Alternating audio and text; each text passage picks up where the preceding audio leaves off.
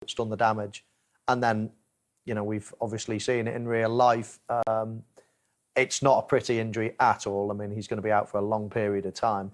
I feel sorry for Struijk, is it? Pascal Struijk, yeah. Yeah, that committed the foul. He got sent off, you know, and I think the red card was debatable, actually. He certainly didn't have any intent. Maybe he was out of control. Maybe he was in the air. A lot of force going down on the leg. So I can see arguments either way. But really, all those arguments are irrelevant. I just feel so sorry for the lad. And it's going to be a long road to recovery for him. Good news for Harvey. He was sitting up there. I was encouraged to see that sitting up. You know, normally there's oxygen onto the pitch, you know, when you get such a bad injury. I've had one myself. You know, that looked really bad for such a young player who's playing so well and he's got an opportunity in his dream move to Liverpool. You know, he's come, he's done the loan spell, he's come, he's playing in the first team, the manager trusts him, and then he'll be back. You know, look on the positive side. He needs to start the rehabilitation now and be really positive in his mindset that he's got a long career ahead of him. Really sorry for him. I think it was a genuine attempt to win the ball from Struijk. I'm not sure that it was a red card, but as Michael quite rightly says, that's irrelevant. Our faults are just with Harvey Elliott. Indeed, and he has a mental test ahead, and unfortunately, it brought back memories for you at Ellen Road in a Liverpool shirt. As a teenager, you've been through that mental test that you've got to come back stronger. Yeah, lots of people, most players have a bad injury, at least one bad injury throughout their career. Mine was at Ellen Road as well. Coincidentally, I know Tim's broken his leg himself.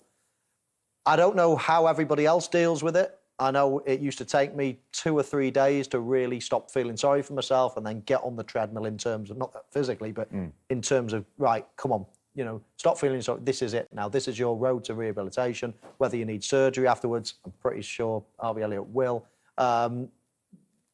It's everybody is different. And then you'll go through ups and downs throughout the rehabilitation. I used to get very frustrated at the end as well when I could feel I'm getting close, you know, only a month away. I used to really be hard to live with probably back then. But at the start, for a day or two, I just used to look at the fixture. I couldn't stop picking up a paper and looking at the fixture list of your team and thinking, well, I'm going to miss all of that, or will I be back for this?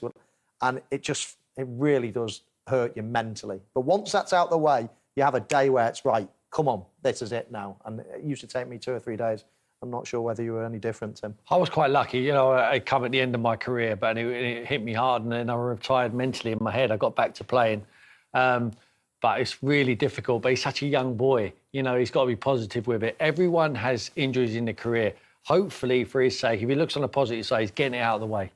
And he'll go through that experience, and it won't scare him. He's a brave boy.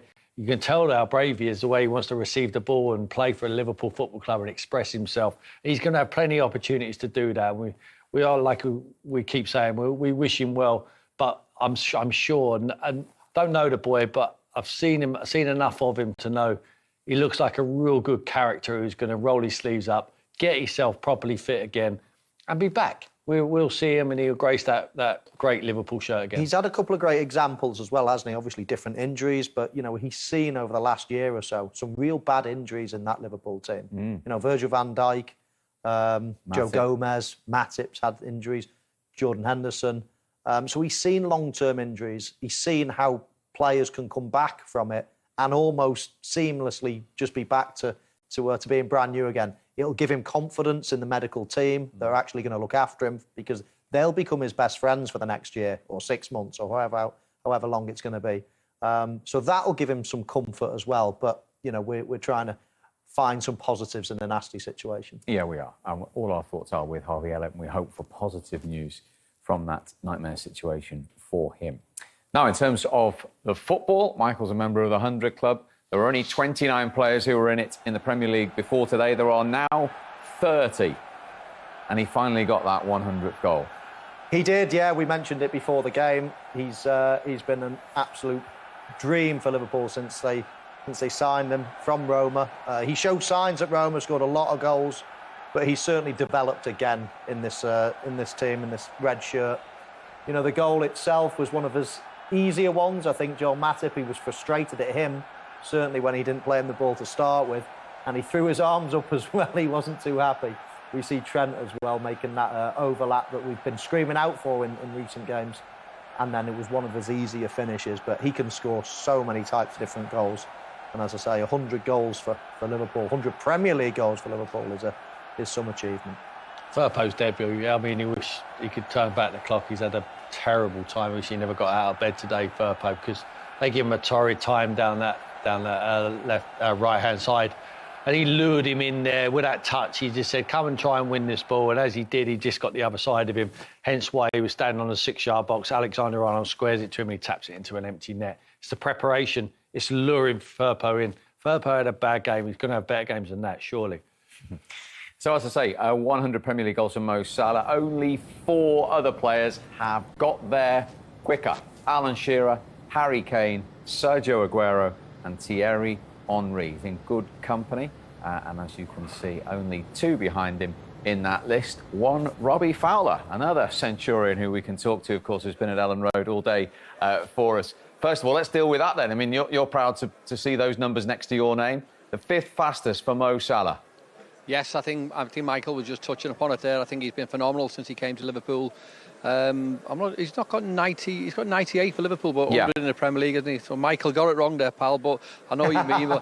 But look, yeah, he has been phenomenal. I think he scores different types of goals. I think what he'll be more pleased about, he doesn't really consider himself as the architectural type centre forward as well. So he'll. I think someone pointed out to him a while ago that he beat me.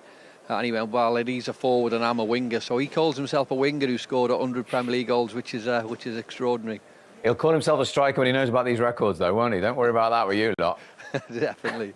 Yeah, but he has. I mean, he's such a handful, isn't he? So I mean, he's that player who will be quiet for 50, 55 minutes, and then he'll spring to life for 4 or 5 minutes, and then he'll go quiet again. But he's very unorthodox, but he's very uniquely brilliant, I think. And actually, Robbie, we've seen an awful lot of clever business from Liverpool recently and long-term contracts with a lot of the squad, the heart of the squad. Mm-hmm. He's the one still to do it, isn't he? That's the next important accomplishment. Well, I think that's probably what, us as Liverpool fans, we all want to see. I think his record per games, per goals has been fantastic. We all want to see him stay at the club. We all want to see him break a lot more records. I'm not sure whether he'll catch Ian Rush's, but I think there's a few more records for him to get to. A lot of the talk before the game and before the season was about Liverpool's new signings, and ironically, we've made a lot of new signings in terms of getting players to extend contracts. And Mo hasn't yet, but I'll be amazed if the club aren't doing everything to try and keep him at the club for as long as he can. In terms of those records, just to play devil's advocate, you were once the youngest to get to 100 goals until somebody else came along and took. Well, Robbie, I keep saying to Steve and the guys that Mo Salah's broken it, but he is getting on in age. We did it when we were young pups, didn't we? He's not as good as us, Michael, is he?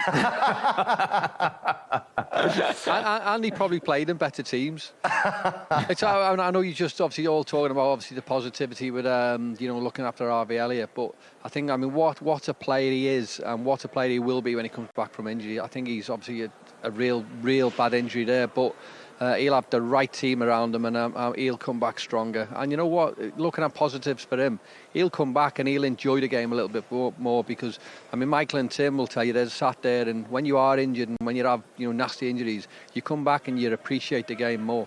And there's no doubt he'll do that. And I'm not saying he'll be better for it. Obviously, that's a horrible thing to say, but he'll enjoy the game a little bit more when he comes back because he'll miss it now.